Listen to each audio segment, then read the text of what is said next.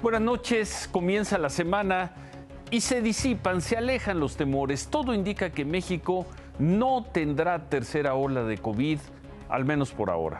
Los contagios descienden en 30 entidades, solo aumentan en Quintana Roo y Colima. La tercera ola ya parece menos probable, considerablemente menos probable, pero no debemos considerar que se ha descartado o que se ha eliminado, porque en cualquier momento pudiera haber un proceso de repunte. En cualquier momento, pero parece que no por ahora. Vamos a tener, como todas las noches desde hace más de un año, todo sobre el COVID y las vacunas, pero antes la historia que difundimos aquí y que ha llenado de indignación a muchos mexicanos. La del joven de 15 años que denunció por violación al todavía diputado por Morena, Benjamín Saúl Huerta.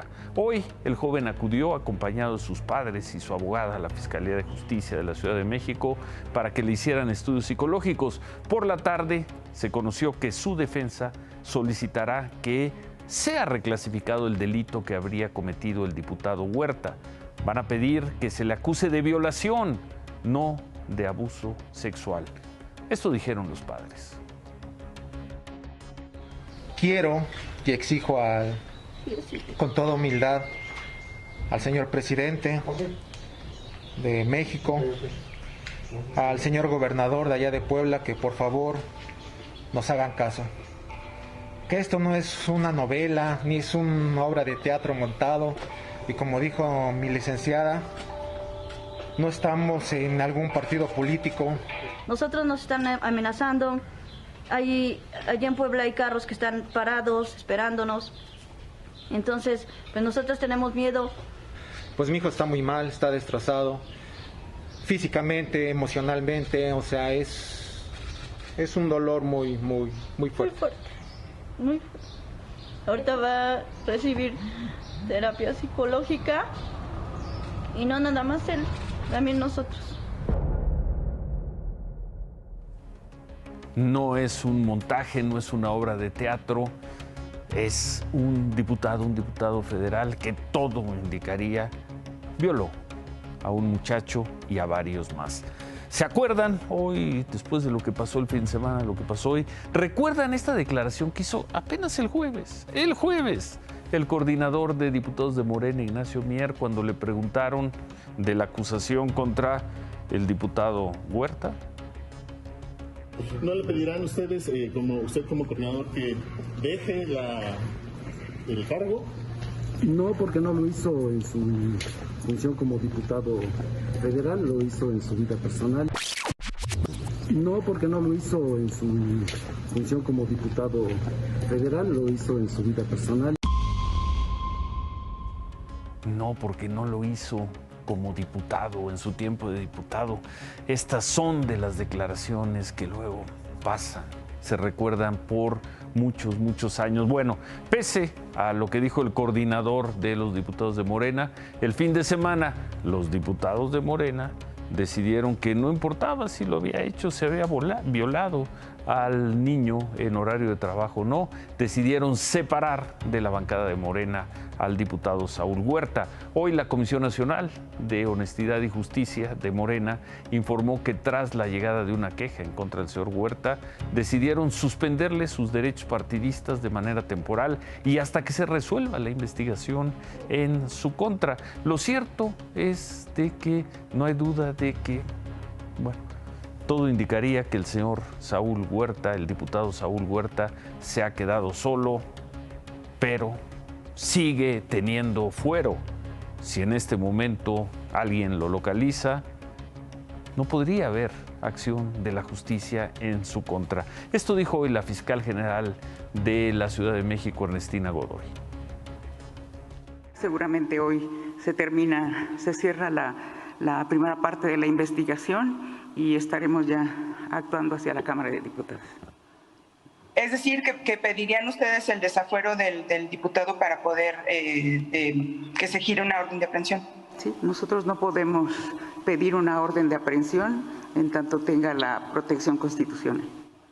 Entonces, ese es el siguiente paso, pedir el desafuero. Así es. Pedir el desafuero, ¿quién lo va a pedir? ¿Quién lo va a promover? ¿Va a dar el primer paso la propia bancada de Morena? ¿Quién va a pedir ese desafuero? En fin, eso probablemente lo veamos mañana. Por lo pronto, esta noche la pregunta es, ¿en dónde está? ¿En dónde está el diputado Saúl Huerta? Lo último que supimos de él fue el miércoles, cuando salió a dar un primer mensaje antes de que se conocieran los testimonios que presentamos aquí de la víctima y su madre. Él salió pensando que podía decir cualquier cosa, no sabía que vendrían los testimonios. El jueves lo buscamos, leyó nuestros mensajes, no supimos más de él. El viernes nos enteramos, y aquí lo presentamos, que sus oficinas en el municipio de San Francisco Totimehuacán, Puebla, habían sido desmontadas. El fin de semana cerró sus cuentas en redes sociales. ¿En dónde está esta noche el señor Saúl Huerta? Seguramente está allí escondido, aunque, repito, en este momento, la justicia no podría hacerle nada porque tiene fuero que termina el último día de agosto. Por cierto, tampoco saben nada del diputado ahí en San Francisco Totimehuacán, municipio de donde es originario. Ahí tenía sus oficinas de gestión. Han aparecido pintas con la leyenda. Ahí están. Estaban violador, montaron sobre su propaganda.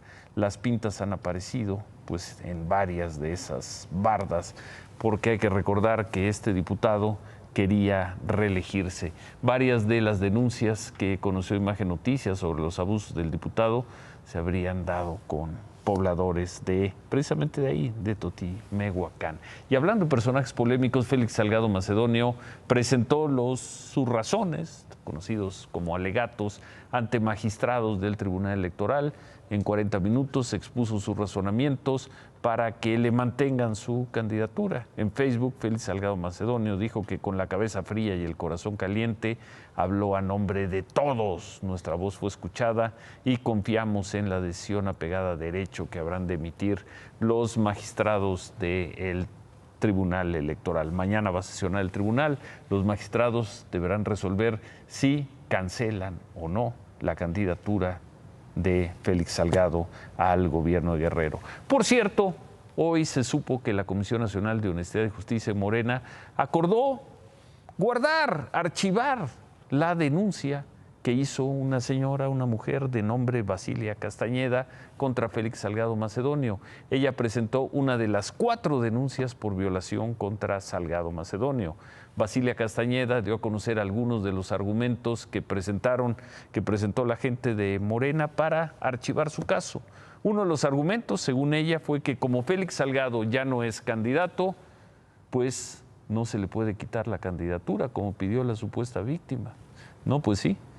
Otro argumento, según la señora, fue que la dieron por muerta, así. Dijeron que pues ya está muerta. Según investigación que hizo la Comisión Nacional de Honestidad de Morena, en redes sociales se informó que ella había muerto el 14 de noviembre del año pasado. Y entonces, ¿quién es esta señora que está acusando hoy a Félix Salgado Macedonio de violación? Justo en las oficinas de Morena, en la colonia Roma, en la Ciudad de México, protestó un grupo no muy numeroso, pero sí muy activo, de mujeres. Hicieron algunas pintas, ahí está, sobre las paredes y el piso, escribieron Félix violador y repitieron lo de un violador no será gobernador. Y en medio de este ambiente, marzo, hoy se conocieron las cifras, marzo quedó registrado como el mes más violento para las mujeres desde que se miden estos delitos. De acuerdo con las cifras oficiales, se rompieron marcas de homicidios, violaciones y violencia familiar.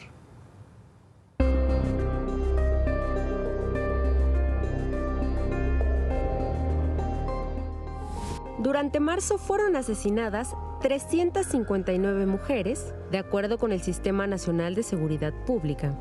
92 casos fueron clasificados como feminicidios y el resto como homicidios dolosos.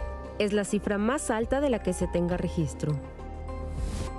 Esto significa que en promedio fueron asesinadas más de 11 mujeres cada día de marzo, una mujer asesinada cada 2 horas. Comparado con el mes pasado, el número de mujeres asesinadas aumentó 28%. El presidente López Obrador ha asegurado que los feminicidios han aumentado porque antes no recibían esa clasificación. Pero durante marzo, también se registró el número récord de homicidios dolosos de mujeres, homicidios que no fueron clasificados como feminicidios. En marzo también se rompió el récord de casos de violación sexual, 2.020 casos, muy lejos del récord anterior de 1.673 casos en mayo de 2019. También se registró el número más alto de delitos de violencia familiar y de extorsiones contra mujeres.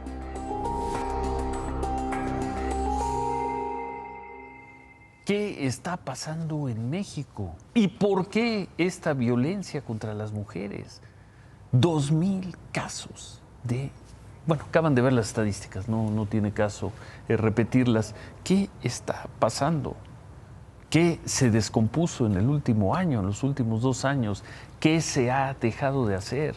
¿Qué cambió en la sociedad mexicana en estos últimos meses para llegar a cifras como esta? Kimberly, buenas noches. Buenas noches. Injustamente hablando de feminicidios, el sábado fue la primera audiencia de las 3 personas detenidas por el feminicidio de Olivia Silva, un caso que dimos a conocer el 14 de abril. A esta mujer de 53 años la mataron en la zona del Valle de las Monjas, en Coajimalpa. Ella compró un terreno, lo último que se supo es que estaba en ese terreno con los 3 encargados de la obra que ahora están detenidos. En la audiencia de este sábado, los acusados Álvaro y Adán Montesinos, junto con David Hernández, solicitaron la ampliación del término para que el juez de control con sede en el reclusorio Oriente determine si hay elementos o no para dejarlos en prisión. Mañana va a continuar esta audiencia. Y bueno, justamente ayer se registró el día más violento en lo que va del año. De acuerdo con el informe diario que presenta la Secretaría de Seguridad y Protección Ciudadana, este domingo hubo 115 asesinatos. Esta es una cifra que no se veía desde el 7 de junio del año pasado, cuando se registraron 117 homicidios dolosos, solo 2 más que ayer. ¿Qué está pasando? ¿Por qué estas cifras? ¿Qué se está descomponiendo, Ciro? ¿Qué es lo que está pasando?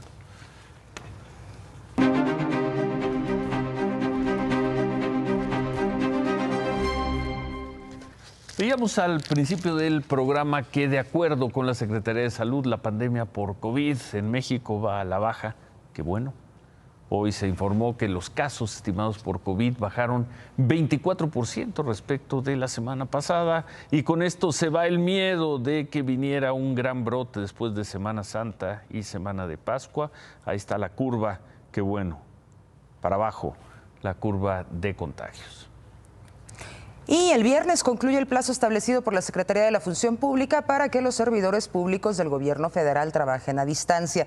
Por la mañana, Ciro, conversaste con Joel Ayala, líder de los burócratas, y te dijo que hasta el momento no han sido convocados a ninguna reunión para establecer cómo va a ser este regreso. También dijo cuáles son las exigencias de los trabajadores. La convocatoria para regresar a laborar tiene un condicionante, que es gradual, no podría ser masivo. Nosotros estamos exigiendo que también se les garantice la aplicación de la vacuna. Es un condicionante, no podemos aceptar un riesgo, un nuevo riesgo. Entonces, espérame. Bueno, a ver, porque es importante ahí lo que dice el líder de los trabajadores al servicio del Estado. Si no hay vacunas, no vamos a regresar a trabajar. Como ya lo dijo la semana pasada también los integrantes de la CENTE con relación a las clases. Vamos a ver qué es lo que pasa, porque ya va a concluir este plazo. Y bueno, el secretario de Hacienda, Arturo Herrera, tuiteó en la tarde para que tengan una idea de cómo se ha acelerado el proceso de vacunación. Esta semana, en tan solo 3 días, llegarán más de 2 millones de vacunas únicamente de Pfizer. Esta cantidad es igual a la que nos llegó las primeras 10 semanas de la Estrategia Nacional de Vacunación. Y justamente en la conferencia de la Secretaría de Salud se detalló esta información. Ciro, esta semana van a llegar 3 cargamentos de vacunas de Pfizer, 2 cargamentos de la vacuna rusa Sputnik. En total van a ser un poco más de 3 millones de vacunas. ¿Y cómo va la vacunación? 12 millones de mexicanos ya han sido vacunados contra el coronavirus. Esto es el 9.4% de la población. Podemos ver que el 4.8% ya tiene la primera dosis y el esquema completo lo tiene la otra parte. Esto representa el 9.4%. Los puntos verdes son los mexicanos que ya han sido vacunados. Ahí va, ya se ve mejor. Casi un 10%. Los blancos, todos los que hacen falta. Como dice el secretario Herrera, esperemos que siga avanzando rápidamente. Y por cierto, no se informó, pese a que se anunció que llegarían vacunas Sputnik, no queda claro si son vacunas que se van a aplicar en Iztapalapa. Para la segunda dosis. Supuestamente comenzarían a vacunar hoy o mañana. Aunque también se amplió el plazo en el que se podría poner el refuerzo, así que vamos a ver para dónde van estas Sputnik. Bueno, el presidente López Obrador expresó su solidaridad con la India ante la crisis que viven allá por los casos y muertes de COVID. Dijo que como apoyo les va a ceder el 1,000,000 de vacunas AstraZeneca que México había contratado con el Instituto Serum de la India.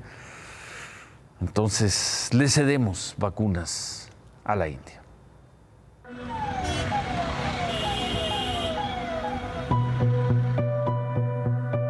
Es una situación que lamentamos mucho, lo que está sucediendo en la India. Nos iban a entregar otra cantidad de vacunas y ya les mandamos a decir que no las vamos a necesitar, que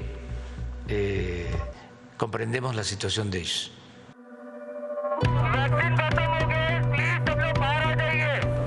El 1,000,000 de vacunas que México cederá a la India se sumarán a las más de 145 millones de dosis de vacunas que hasta el momento han aplicado, pero que apenas han alcanzado para el 5% de su población. La India es el segundo país más poblado del mundo, con 1.380 millones de habitantes.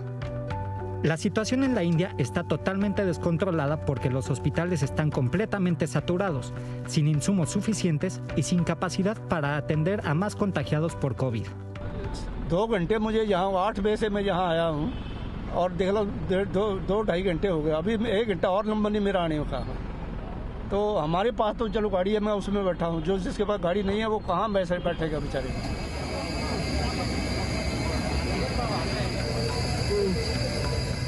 Tampoco hay oxígeno suficiente. Y los cementerios ya no tienen espacio. Cada hora mueren en promedio casi 120 personas. Las cremaciones masivas se vuelven una imagen de cada día y ninguna medida para frenar los contagios parece suficiente. मैं कहना चाहूँगा कि सीधा टाइम आ गया कि घर में हम वैसे ही अब मास्क पहनना शुरू करें। Hace apenas 2 meses, la India tenía menos de 100 muertos por día. Hoy el promedio supera los 2,000. India, que durante meses parecía un ejemplo para el mundo, vive hoy el peor momento de la pandemia. And the situation in India is beyond heartbreaking.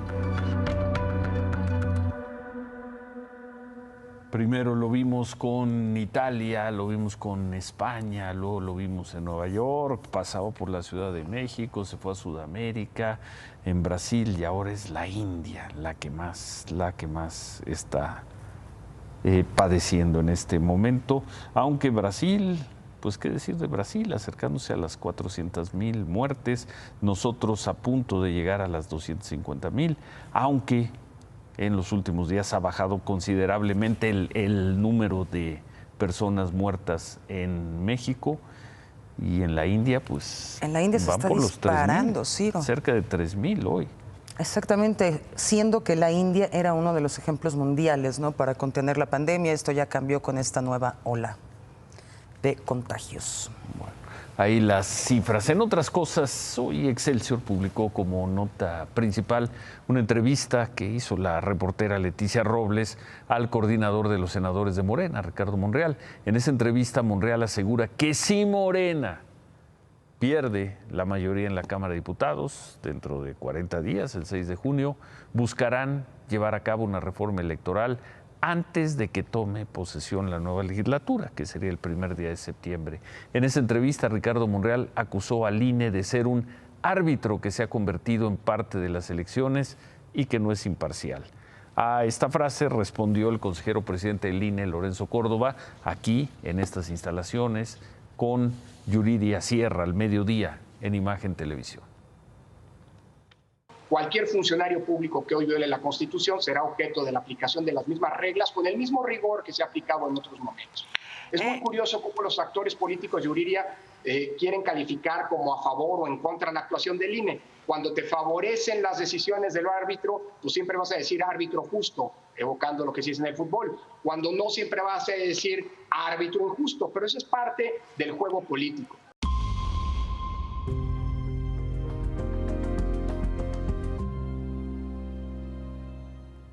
Bueno, y como habíamos dicho antes de que terminara el primer trimestre de este año, regresaríamos a un tema que venimos presentando aquí, que hemos expuesto aquí, cuando menos desde principios del 2017, el increíble retraso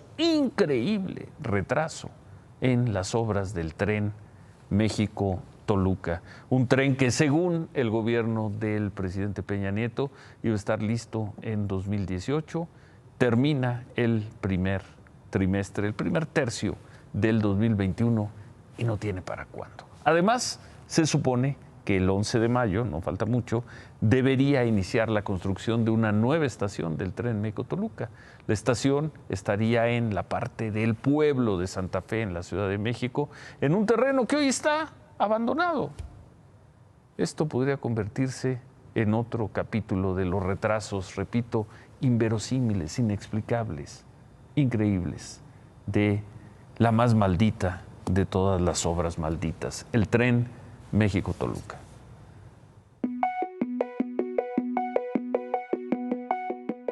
En las cocheras y patios del tren interurbano todo parece listo. En Sinacantepec, Estado de México, 6 años después del inicio del proyecto, son pocos los trabajadores visibles en tareas de construcción. Lo mismo en las estaciones. Infraestructura terminada y dispuesta para un usuario fantasma.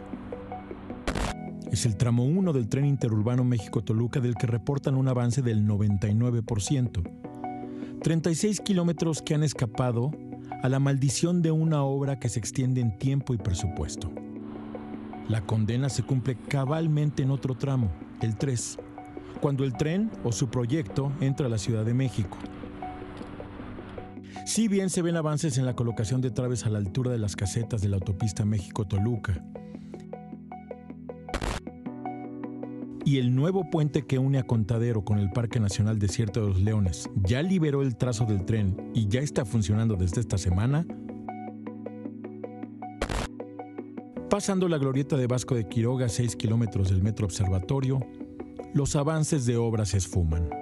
Luego de esta columna, por ejemplo, debe ir un puente cuyas características nadie conoce porque la autoridad no ha presentado el proyecto.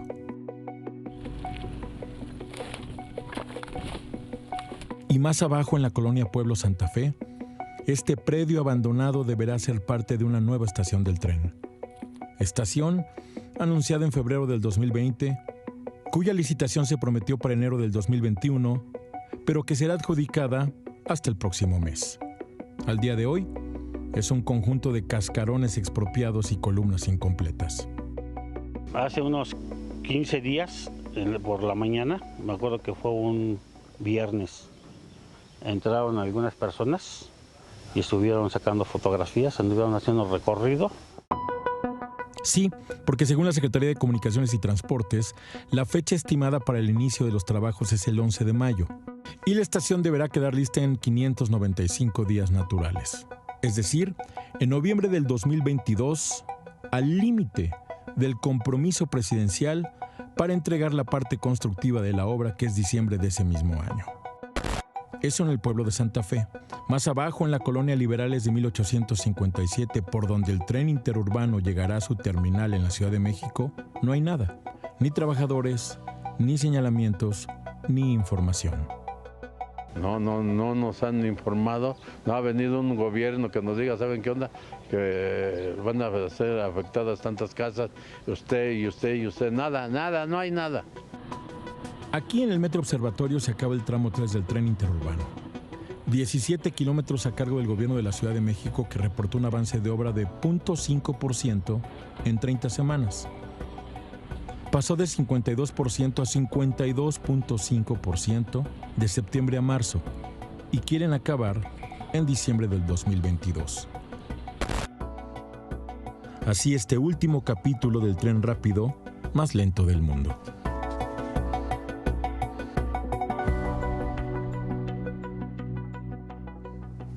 Y como lo hemos hecho tantas veces aquí desde el 2017, ¿qué es esto?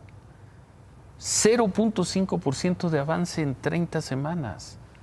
Una estación cuyos trabajos de construcción supuestamente van a empezar en 2 semanas y ya vimos en qué situación se encuentra ese terreno. ¿Quién se va a hacer cargo de esta obra, literalmente, y perdón por la repetición del adjetivo, de esta obra maldita, el tren México-Toluca? Y un incendio consumió 11 locales sobre la avenida Rueda Medina en Isla Mujeres en Quintana Roo. El fuego comenzó a las 11 de la mañana en el restaurante Mocambo. El viento provocó que las llamas se extendieran en ese local y a otros establecimientos. Fueron 4 restaurantes y 7 tiendas de artesanías las que quedaron totalmente consumidas. Los mismos comerciantes trataron de apagar en un inicio el incendio. Después de 3 horas fue controlado con el apoyo de bomberos y protección civil de la zona. Bueno, gracias. Gracias, Kimberly. Buenas noches. ¿Lista para tomar el México-Toluca? Así es, a ver cuándo, ¿no? Nadie sabe nada, vamos a ver cuándo sucederá. Gracias. Buenas noches y gracias por los comentarios que llegan de inmediato cada vez que presentamos estos trabajos, que lo hemos hecho, pues cuando menos lo hicimos 3 veces en el 17, 3 en el 18, 3 en el 19, 3 en el 20. Esta es la segunda vez que lo hacemos en el 21, pues son más de 10 veces. Aquí hemos seguido el avance de esta obra. Está prácticamente terminada en la zona de Toluca, Sinacantepec, la parte Sinacantepec a La Marquesa. Hay avance de La Marquesa a Santa Fe, ya vimos qué tipo de avance, y de Santa Fe Observatorio no hay absolutamente nada. Sigue la larga cadena de éxitos del padre del análisis superior, aunque hoy le hubiera gustado equivocarse. Hoy al padre del análisis superior le hubiera gustado que no fuera cierto lo que le dije hace prácticamente un año, que Interjet había perdido la viabilidad y que iba a terminar quebrando. Hoy los accionistas, cualquiera que estos sean, dijeron que van a ir a un concurso mercantil. No tienen activos para enfrentar el concurso mercantil. Está el pasivo con los trabajadores, 5,000 trabajadores que tristemente se van a quedar en la calle, la inmensa mayoría. No tienen aviones, la mayoría están arrendados y ya las tomaron las arrendadoras. Le deben a los aeropuertos, le deben el combustible y le deben al Servicio de Administración Tributaria. Aquí es importante destacar que no cayeron en crisis por la pandemia. No fue culpa de la pandemia. Que las líneas aéreas la pasaron mal, sí la pasaron mal. Pero ellos tenían problemas de mucho más atrás que creían que se arreglaban con la camiseta, con el nombre. Que se iban a arreglar nada más diciendo somos nosotros y todo el mundo se arreglaba. Le mintieron al SAT, le ofrecían cosas que no eran ciertas al SAT y el gobierno tuvo mucha paciencia. Hoy se van a un concurso mercantil y digo que no era un problema en líneas aéreas porque estamos viendo cómo Aeroméxico, que se fue al capítulo 11 de la ley de quiebras, que es una manera de ordenar los procesos, ya está adquiriendo aviones. El viernes anunció una fuerte adquisición de aviones. Viva Aerobús y Volaris están creciendo. Están tomando el mercado que dejó Interjet. Están creciendo y algunas les está yendo en algunas rutas. Ya lo decíamos la semana pasada, rutas que hoy tienen factores de ocupación del 90%. Es decir, subirte a un avión que vaya a California, a Florida o a Texas es difícil porque hay mucha demanda y los precios han subido, de acuerdo como los veas y dependiendo de muchas cosas, cerca del 100%. Esta empresa, hay que ser claros, no entró a concurso mercantil, no está en el camino de la quiebra por culpa del COVID. Está por culpa de malas e irresponsables administraciones. Oye, y paréntesis, esta gente que está yendo a California, a Texas, a Florida, son mexicanos que se van a vacunar. Son mexicanos que están haciendo bien en irse a vacunar, que están siendo, en cierto sentido, cuidadosos. 1, cuidan su salud y cuidan la de sus cercanos. 2, no le están robando vacunas a nadie. Ya vemos hoteles en Las Vegas que dicen, oye, ven con nosotros y te damos una vacuna. Yo supongo que esperan que se queden los 21 días, ¿no? Sí, sí. 3, o sea, terminas pagando por la vacuna. Sí, 3. Y 3, le estás liberando al gobierno mexicano de una vacuna que le tenga que dar a otro mexicano que no tiene dinero para viajar. O para que se las manden a la India. no se las manden a la India, que hoy parece que las necesitan mucho más que nosotros. Yo creo, a ver, échame la cámara.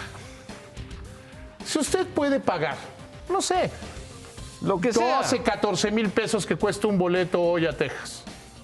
Caros. Normalmente están como en 6 mil pesos. Si usted lo puede pagar, váyase a vacunar, váyase a vacunar. Eso también lo hubiéramos podido haber hecho con permisos para Lista Black. No hubiera funcionado porque no hay vacunas. Estaríamos en la misma. Pero sí creo que es un acto de quien tiene posibilidad, tiene la obligación de irse a vacunar. Ya tanto como tienen la obligación. A ver, es una obligación. Vete tú. Por tu salud. Vete tú, ¿por qué no te sigo? Ok, porque estabas necesitando permiso. ¿Por qué no te vas? Diré tan pronto como sea posible. ¿Sí? Tan pronto como sea posible. Tan pronto como la semana que entra. Te van a decir cómo les dicen ahora whitexicans. Los mexicanos pero blancos que se van a vacunar a Estados Unidos. Como negro de Oakland. Entonces, ya ves con eso que te puedes asumir lo que quieras. Entonces, yo me asumo como si fuera un negro de Oakland. Mejor. Remátala, David. La economía ya regresó a niveles de 2019. El viernes se dará a conocer el indicador adelantado del Producto Interno Bruto. No habremos crecido. Entonces estábamos en 2019, que no es buena noticia. Pues no es buena noticia. Bueno, y tampoco esta, para quienes viven en el Valle de México, la Comisión Ambiental de la Megalópolis activó para mañana la contingencia ambiental porque hay una tremenda contaminación en el Valle de México, una gran contaminación de ozono. Mañana no podrán circular los vehículos con holograma 2, los que tienen holograma 1 con terminaciones 0, 2, 4, 6, 7 y 8. Y tampoco podrán circular los vehículos con matrículas solo con letras. Los horarios de restricción comienzan a las 5 de la mañana y se levantan a las 10 de la noche. ¿Qué pasa? ¿Por qué estos niveles de contaminación en el Valle de México? Javier. Ciro, un fin de semana para el olvido. Regresamos con el recuento. Puros violentos en la reapertura de varios estadios. Así, ¿para qué quieren volver? Regresamos con eso que te va a sorprender. Bueno, y hacemos una pausa y regresamos también, además de con Javier. El presidente López Obrador les dice a los ministros de la Suprema Corte, quienes no apoyen al ministro Saldívar serán cómplices de corrupción. Volvemos. En la mañana le hicieron esta pregunta al presidente López Obrador.